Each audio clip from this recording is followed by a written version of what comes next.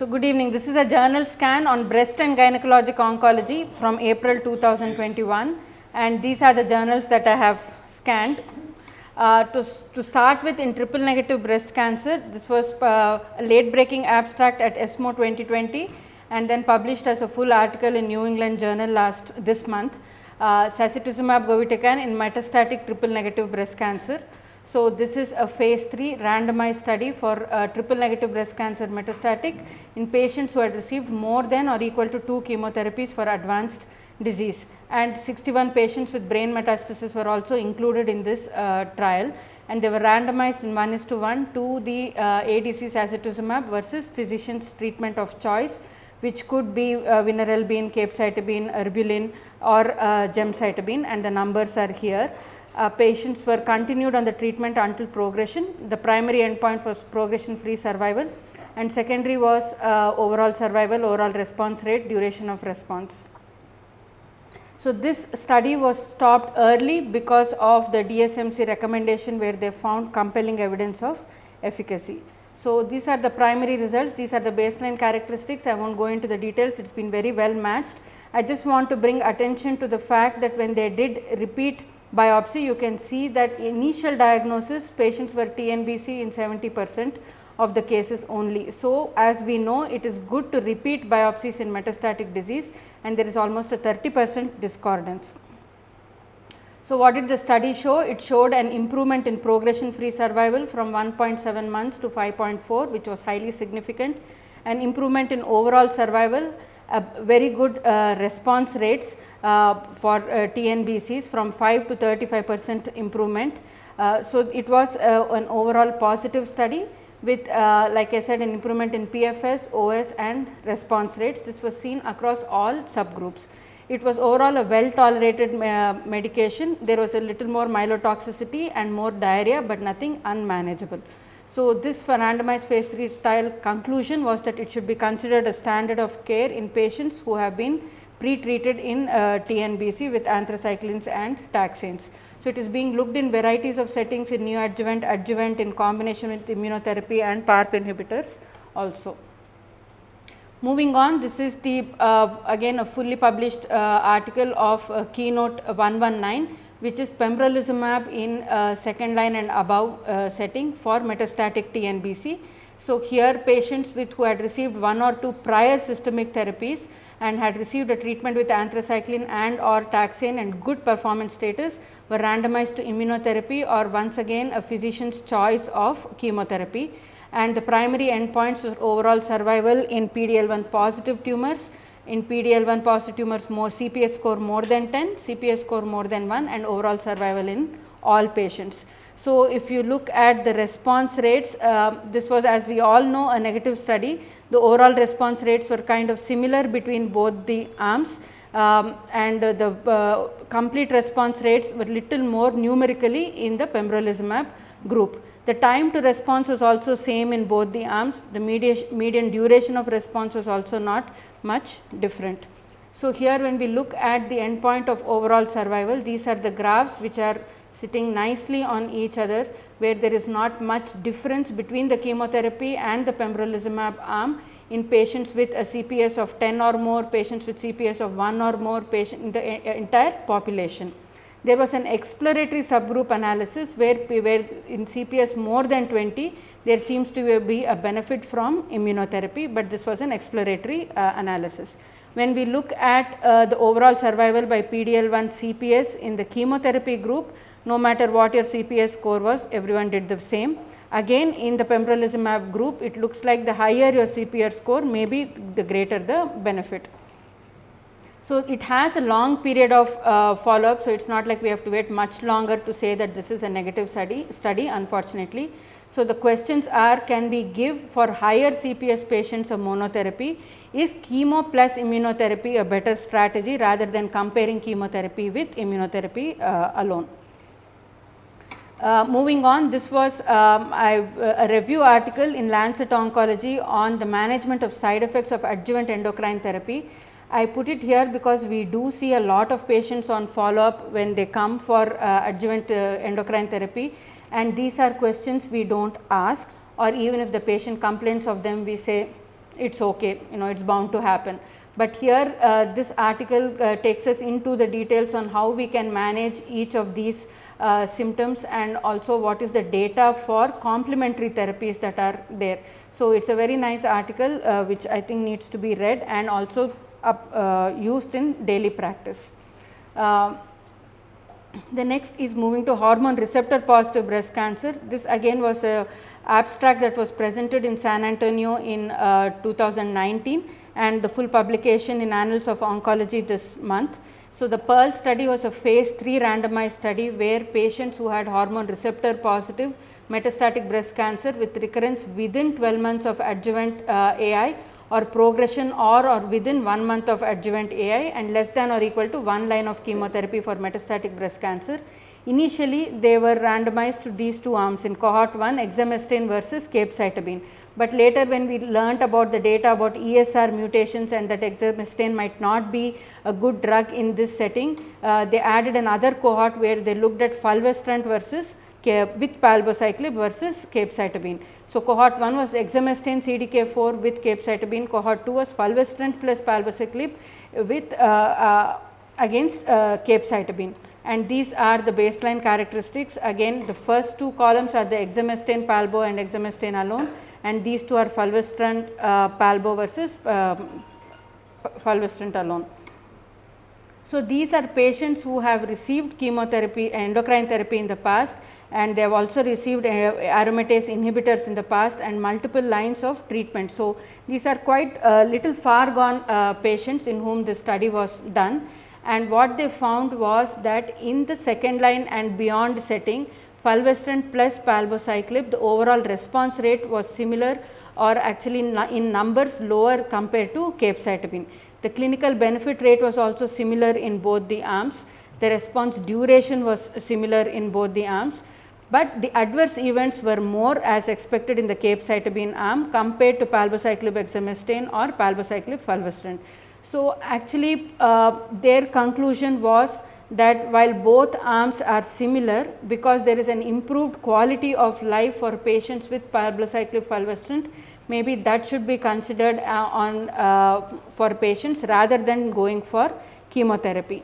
In our setting, I think that my conclusions would be a little different, and that in hormone receptor in the AI resistant setting, chemotherapy is probably as good as an fulvestrant with palbociclib, but it comes at toxicities, but we all know how to manage capecitabine toxicities. Quality of life is definitely better with AI pet palbo, but it comes at a substantial financial cost. Next is the BYLieve study. We know from the SOLAR study that fulvestrant with alpelisib has good responses in patients with PIK3CA mutated hormone receptor positive breast cancers.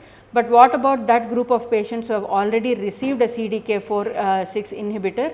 Will there still be a response to this combination? So, this trial was reported for the cohort 1, which is alpelisib fulvestrant in this group of patients who had progressed on CDK4/6 inhibitors and were PIK3CA mutation, and the primary endpoint was the number of patients alive without progressive disease at 6 months. And these are the baseline characteristics which were quite well matched, and what we found was that the primary endpoint was met. 50.4% were alive without progressive disease at 6 months, and the progression free survival was 7.3 months. There were no new safety signals. So, this BYLieve study supports the use of alpelisib plus fulvestrant for patients with PIK3CA mutated hormone receptor positive breast cancers even after progression on CDK4 inhibitors. So, for AI resistant breast cancers, we have multiple options now. So, one is just using the standard CDK4/6 palbociclib or ribociclib or abemaciclib for these patients. We can also think about using chemotherapy based on the PEARL trial. Exemestane with everolimus is also a combination that we should not be forgetting. Post CDK4/6, if there is a disease progression, again exemestane with everolimus is one combination that we can think about, and now with the BYLieve trial, even fulvestrant with alpelisib in PIK3CA mutant patients. So, moving on to some negative studies. This is the everolimus in adjuvant setting in early stage breast cancer, and this was a negative study, as we all know. The reason I am presenting it is it was presented at ESMO virtual plenary, it is on their website, and there is a discussion by Dr. Schmidt later on, which is a must watch session. So, I think everybody should listen to it once. And then coming to the affinity trial, which is adjuvant pertuzumab and trastuzumab in early HER2 positive breast cancer. So, we all know the design of the trial, where post surgery HER2 positive patients were randomized to chemotherapy trastuzumab pertuzumab or chemotherapy trastuzumab with placebo. And here again, in spite of 6 years of follow up, there is no difference in the overall survival. It remains the same, 93 and 95%. So, very good overall survival in fact for this patients, but unfortunately still no difference between the arms. We probably have to wait some more time. The follow up is for 10 years for this trial, and we are at year 6 right now. Looking at the IDFS in patients with placebo versus pertuzumab, there is a difference of 2.8% between both the arms at 6 years. So, the curves are slightly separating. If we look at the subgroups, so this is the patients, the first one is the node positive cohort, where the curves are separating much more, and here the difference in survival is 4.5% in the IDFS. So, will lesser nodes probably have lesser benefit, and more nodes will probably have more benefit? That data is not there, 1 to 3 nodes and 4 to 8 nodes like that, but as of now the absolute difference is 4.5%. In node negative patients, we are not seeing any improvement with the addition of pertuzumab. Interestingly, hormone receptor positive patients or hormone receptor negative patients, it seems like there is a similar amount of benefit at the 6 year point, where there is a 2.5% improvement in the hormone receptor positive group and a 3% improvement in the hormone receptor negative group. Coming to the guidelines, ASCO published the neoadjuvant chemotherapy, endocrine therapy and targeted therapy for breast cancer guidelines. I will not go into the details, but once again a request to our surgical colleagues that patients with high risk HER2 positive and triple negative breast cancer, where adjuvant treatment can be tailored, should be referred for neoadjuvant treatment first, and neoadjuvant treatment reduces the extent of surgery. It will also help us to buy time to decide regarding breast reconstruction, and when we are waiting for the BRCA mutation to see if the patient wants to have bilateral prophylactic mastectomy. And so, these are the cases where sending the patient for neoadjuvant chemotherapy would be helpful. So, patients with node positive or clinically T1C with HER2 positive or TNBC should be offered neoadjuvant chemotherapy, and patients with CT1A or T1B TNBC should not be routinely offered neoadjuvant treatment. Then how I perform fertility preservation, this was an ESMO Open, an editorial. What I liked about it, we have ESMO guidelines on fertility preservation in cancer patients, but this is specifically for breast cancer patient, and this table I found very useful to counsel patients on what their risk of amenorrhea is based on the chemotherapy regimen that they are getting and their age. So, we will be we can use this as a cheat sheet to talk to our patients on what would be their risk of amenorrhea. That is one thing. Second is what happens to AMH levels, and this is something I have not been doing routinely in practice, but it might be worthwhile checking AMH levels in our younger patients with breast cancer to give them a kind of a prognosis on what their fertility chances are after the treatment is over. So, the article goes on to talk about ovarian different types of fertility preservation, from embryo preservation to ovarian tissue cryopreservation. So, well worth a read.